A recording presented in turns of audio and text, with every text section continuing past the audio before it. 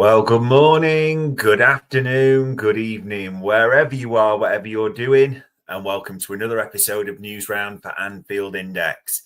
It is Wednesday, the 10th of December. Mad that it's just over 2 weeks till Christmas, and maybe a little bit mad, for me anyway, that we're talking about a Liverpool win, a victory, and a clean sheet in the San Siro. Plenty to get stuck into, both in the game and post-match, because you know what the key topic's going to be. 1,000,001 things to discuss. I'm your host, Dave Davis, coming to you from It's Dark, it's Edinburgh, it's lashing it down. It is what it is this time of year. Hopefully, it is a little bit nicer wherever you are. And we start News Round with that question we always asked. How are we? Pleasantly surprised. It is a results business at the end of the day, isn't it? So anytime you go to the San Siro and win, let's not undersell that. A 1-0 you would have taken all day. Even last season, you said 1-0 San Siro. Yep, take that, move on. Beautiful. So that's a massive positive. There is an element of, I get what people are going to come back with. We're almost playing as, I think someone described it, zero-sum football at the moment, aren't we? That we're not giving away much, but we definitely ain't creating much. We're kind of just making events a little bit, or games a bit of a non-entity. But it worked last night. Inter weren't that impressive either, were they, if you're really honest? They didn't look fluid. They had the odd chance. Allison made a few saves, but it wasn't like he was diving around everywhere. You know, there was probably that period after the disallowed goal, which we'll get into, that they had it the first half. But the second half was pretty much a non-entity. I don't think Liverpool were brilliant as a team, but they did the job. And you've got to be positive about that. And it's funny how football works, isn't it? After the last few weeks, the events in Saturday, maybe you should have just seen this coming. Just a funny way it works, isn't it? But we've got to listen to a few things. We've got to listen to a bit around what Arne Slot said post-match, and a little bit, I'm just going to start this off, the whole Slot and Clarence Seedorf, because if you watched it on Amazon Prime, I think it was, Clarence Seedorf, Luis Garcia and Daniel Sturridge were there, and he got a lot of heat, Clarence Seedorf, around this, Liverpool fans saying that, you know, let Liverpool legends or people who've been at the club speak, because he cut them off a few times, but fuck me, it's Clarence Seedorf, people. Look at that CV. Stacked, isn't it? Look at the trophies he's won, you know. And also, what I did like about this, you can argue, a bit pushy, a bit direct. Yeah. But he got info out Arne Slot that the others weren't going to get. And Arne Slot is a master at evading what he doesn't really want to answer too much as well. So there was that bit where he kind of gave an answer and Seedorf stepped in and went, no, I don't agree with that, and pushed further. Whatever you think of that, it got some answers that we were looking for. And funnily enough, it got the answers that caused it to be asked in the post-match press conference as well. So let's just have a little bit of a listen, because it was great to hear Arne Slot praising the travelling cop, who were amazing, by the way, but also this at the same time. Again, so many away fans in difficult circumstances for the club, and it shows you one more time, if things go against us, or if there's a hard time, we're all there for each other and we fight together, and that's what the fans and the players showed today. It's possible to just clarify. You spoke to the great Clarence Seedorf on the pitch. He said about the talk with Mohamed Salah and the initiative, where the initiative comes from. We saying that he has to make the first move to get back into No. No, wanted that corrected straight away, didn't he, Arne Slot? And you could see almost that note of change, because great that he praised the travelling cop and he smiles, you know, because they were hugging at the end. They obviously having the good pals, but there's a warm camaraderie and respect there, isn't it? But you could see the way his face changed, and he wanted to correct that straight away, didn't he? Like, no, that's not what I said about making the first move. And he went a little bit further in this presser as well. So let's just listen to this bit at the same time as well. I'm happy that you asked that question, because Clarence said that in his opinion, I said, yeah, that's your opinion. So I didn't say anything about that, who should make the first step or whatever. It was his opinion. So I'm happy that I can clarify that headlines tomorrow are not what I've said. It was his opinion. And where do you stand on that? Where I stand is that tonight it should be all about the players that are here. In the rich history Liverpool has, they've had many of these evenings, but after in the season we are in, I think if you have an away win in this stadium against such a strong team, then it should be about the midfield or about Ibu or about the ones that are here. They deserve all the credits.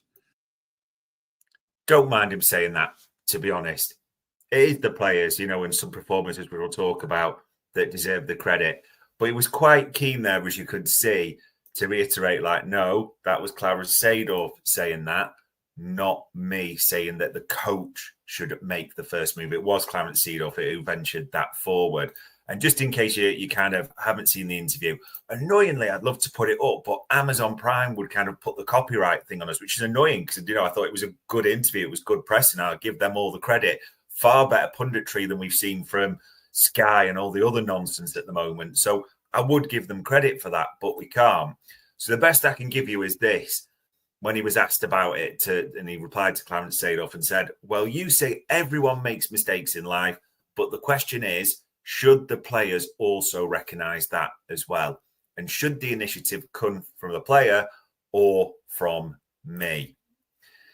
Just the way he's saying, the way he said it, the way he sort of doubled down and wanted it corrected in the press conference, you just get the impression that if this is going to resolve itself, it's not going to be Arne Slot who's necessarily going to make the first move.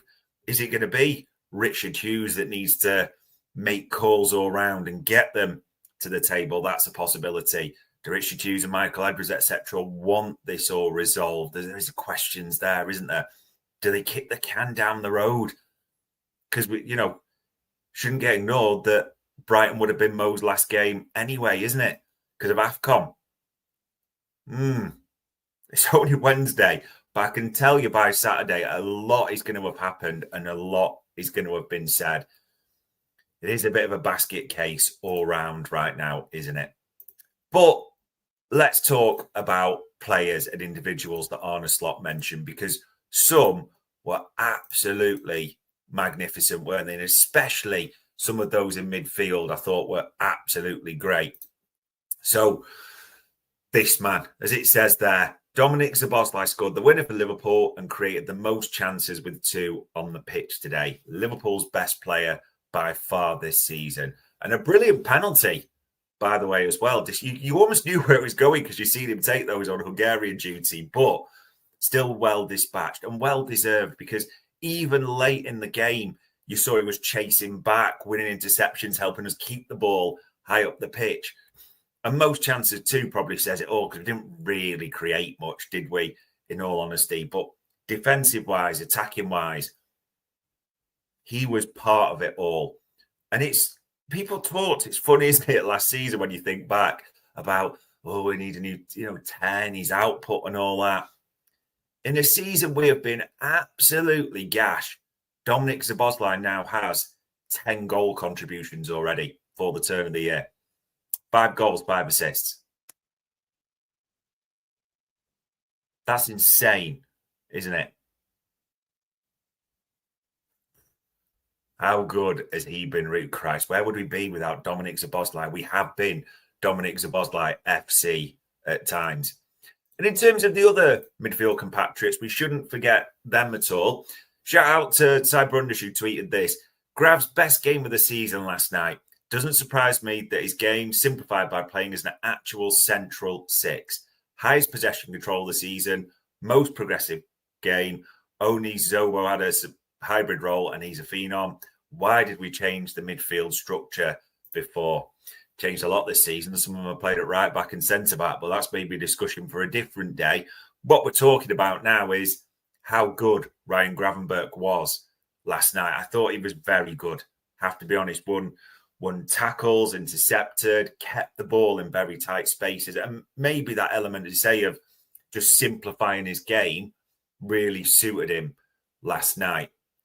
You'd have to be honest a little bit. We weren't progressive, which has been a theme all season, where we were just nice and tidy, I would say, in possession, and that suited him really well. But credit where it's due, I thought he had a good game. Someone, though, who I thought had an even better game.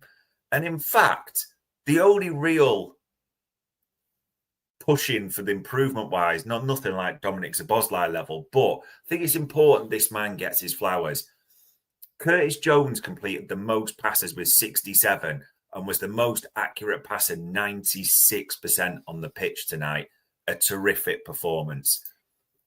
It almost felt like the fulcrum of everything we were doing, weren't we? Especially in the first half. If we were going to do anything, it went through him. He was dancing through, defenders or midfielders. He was winning tackles. He was taking it, coming right back to the centre-backs, taking the ball, even from Alisson at times as well. Almost really took responsibility. But you see that elite ball retention as well, because we know how much he had it, 96%, sorry.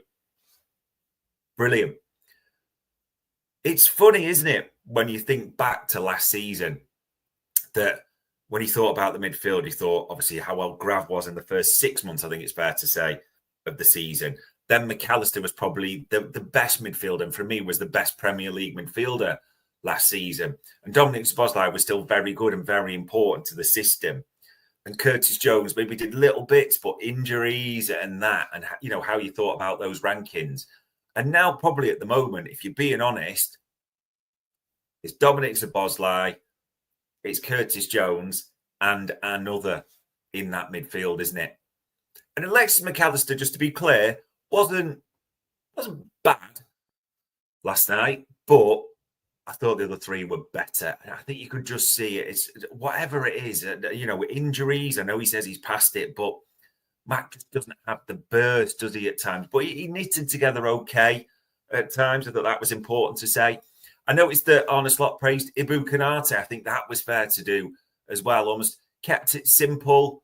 Had a solid game. So did Virgil. Robbo was okay, a bit wild at times, I think. But, it can happen as the game goes on. I'm not going to judge the forwards too harshly either. Isak and Ekitike did a job for the team. Lift off scraps, got no real service at all. So you've got to give, kudos, let's say, for how they, did the job. Maybe we'll just file it under that.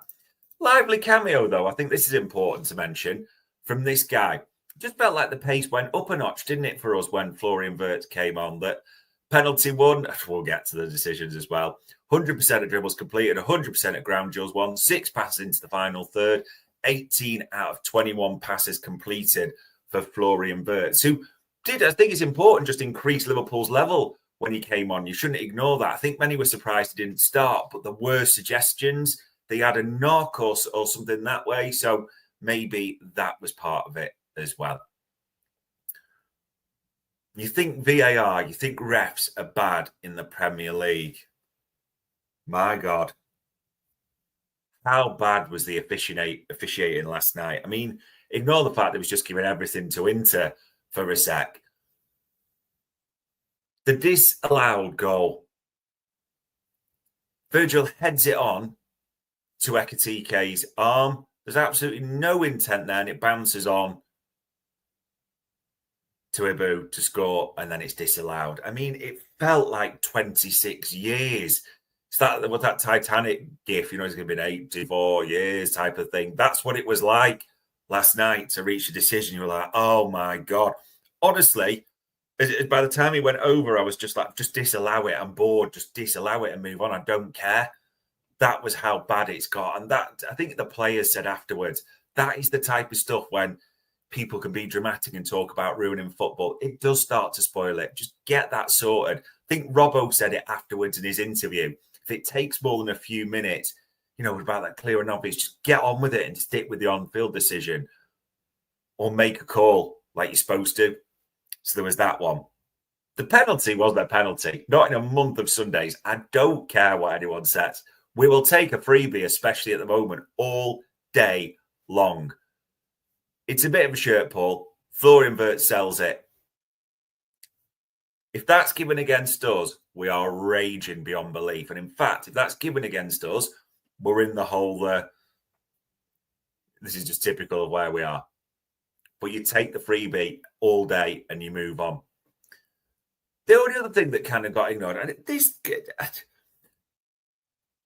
Lautaro Martinez wipes out Robbo. It's a dangerous challenge. He's flying full pelt into it. Now, the big thing people are saying is, oh, well, he's going with his knees, not leading with his studs, so that's why it's not a red card. Okay. Maybe we should just start tackling with knees a little bit more, or doing full pelt knee slide and crashing through that way, because it's not studs then, so it can't be red. Thought it was out of control. Thought it was dangerous. Just surprised me the way it was ruled as a yellow so quickly. Maybe it is, but the ref was horrendous. VAR was horrendous. Doesn't make the Premier League any better. Maybe it's just a reflection on the standard of officiating across the globe right now. Anyway, a victory in the San Siro is a victory. Now, things to come back to, and I'm sure we'll have even more Jamie Carragher nonsense or comments and bits coming out. But we had this tweet, didn't we, on the socials at the start of the day, Mo in the Liverpool gym, which led Jamie Carragher to give it that I hope they win more than ever tonight for the manager. Well, I hope they win every game regardless. I don't need a Mo Salah tweet to change that at all. So I don't know why we're talking about that. At the same time, if anyone thinks I'm going to, turn on the Egyptian king in any way, living in cloud cuckoo land, because Mo Salah's tweeted before in the Liverpool gym. So what? And all this nonsense that was said afterwards, I should have tweeted about watching. He could have done, but he doesn't do it regularly because usually he's playing it and usually he's winning us the games, isn't he? So that's a bit of nonsense as well. Honestly, some of the rhetoric from British pundits, let me say that, is absolute nonsense. But it will go on for a few days. We will hear even more. Indy has been tweeting a few bits, isn't he? And very strange, but I know he's got his caps lock on at times as well, which is a little bit odd, but hey-ho. So, had a few big ones, didn't he, saying, this came out this morning, Mo Salah wants it fixed ASAP, loves Liverpool, always his clubs, love the city and the fans, family settled in Liverpool, hurting, but still wants top-level football. The meeting today is really important because that was on the back of Arne Slot to hold emergency SOS meeting with Mo Salah tomorrow afternoon. Richard Hughes will also attend the meeting. Mo Salah must show remorse. And I'm not quite sure about this one because we saw Arne Slot clearly in his reaction. I don't think Arne Slot is clamouring for a meeting. In fact, if anything, it seems that Arne Slot is clamouring for the players' side to make the first move. So, and then also, the GOAT's the GOAT, but I'm just saying, and he also tweeted before about Liverpool top brass and insiders, saying that they want him gone. So, it's a little bit strange that this would be happening as well. So, not trying to dig out Indy in any way, but yeah, some different reporting, let's call it that at the moment. Either way, it is Wednesday morning. Before Friday morning's press conference, as far as we know, it's scheduled for 9 as usual. You do get the feeling we're going to have to hear something, aren't we? Or if not, Arne Slot is going to answer it in that at the latest. It's going to be all the first questions, isn't it? Of course. Will Mo Salah be back for this Brighton game? Now, without wanting to burst the bubble either, great result in the San Siro. And I didn't mind necessarily the way we played. It got the result. It puts Liverpool in those automatic spots. Brilliant. Happy with that. Can't do that at home against Brighton. You're not going to get away with that at Anfield. That sort of zero-sum football. You're going to have to be more creative. You're going to have to get on the front foot. So already you're starting to think who might come back in. You think, well, Florian Wirtz surely comes into the lineup at home against Brighton with Cody Gakpo, we suspect, still out. Chiesa, we'll see if he's, fit at all after being ill. How many more changes can you make? And Mac had cramp at the end as well, didn't he? So there's that to work through as well. It's going to be a fascinating week, but just at least for today, we can enjoy this one. And later on this morning, I'll have David Linshaw on Media Matters. We'll be walking through that. We'll be talking everything that's going on the pitch, off the pitch.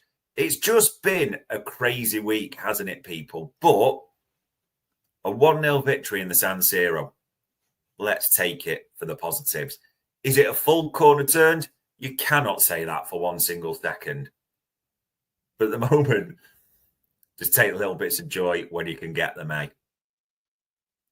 Because on Wednesday, the 10th of December, Liverpool are back in the automatic spots. And that was another news round for Anfield.